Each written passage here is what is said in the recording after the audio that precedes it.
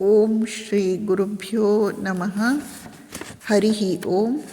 ಸ್ವಾಮಿ ವಿವೇಕಾನಂದರು ಮದರಾಸಿನ ಶಿಷ್ಯರಾದ ಕಿಡಿ ಅವರಿಗೆ ಚಿಕಾಗೋದಿಂದ 3ನೇ ಮಾರ್ಚ್ 1894 3ನೇ ಮಾರ್ಚ್ 1894ರಂದು ಬರೆದ ಒಂದು ಪತ್ರದ ಒಂದು ಭಾಗ ಈ ರೀತಿ ಇದೆ.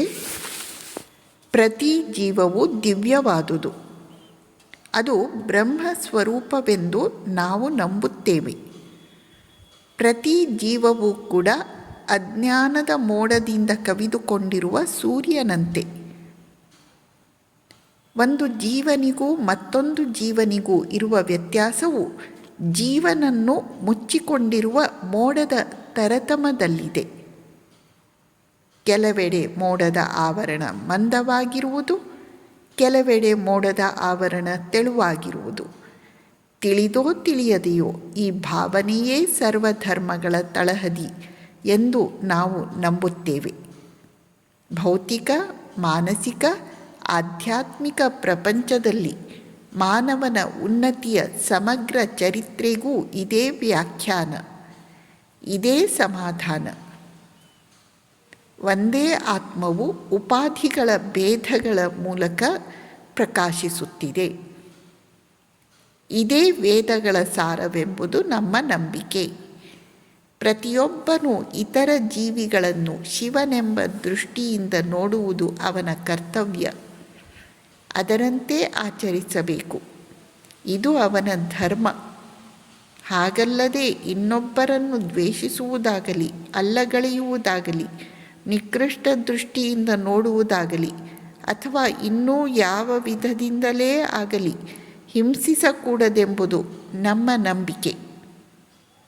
ಇದು ಕೇವಲ ಸನ್ಯಾಸಿಗಳ ಧರ್ಮ ಮಾತ್ರವಲ್ಲ, ಪ್ರತಿಯೊಬ್ಬ ಸ್ತ್ರೀ ಪುರುಷರ ಪಾಲಿನ ಧರ್ಮ.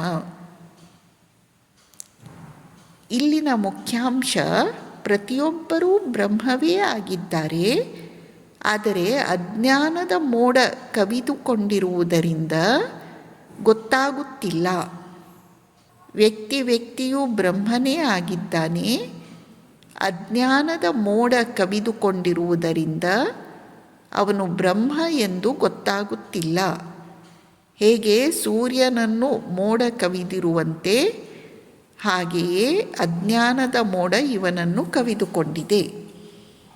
ಒಬ್ಬ ಜೀವಿಗೂ ಮತ್ತೊಂದು ಜೀವಿಗೂ ಇರುವ ವ್ಯತ್ಯಾಸ ಈ ಮೋಡದ ತರತಮದಲ್ಲಿದೆ. ವೇದಗಳ ಸಾರ, ಒಬ್ಬನೇ ಭಗವಂತ ಪ್ರತಿಯೊಬ್ಬರ ಒಳಗೆ ಇದ್ದಾನೆ.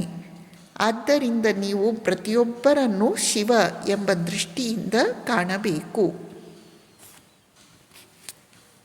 ನಮಸ್ಕಾರ.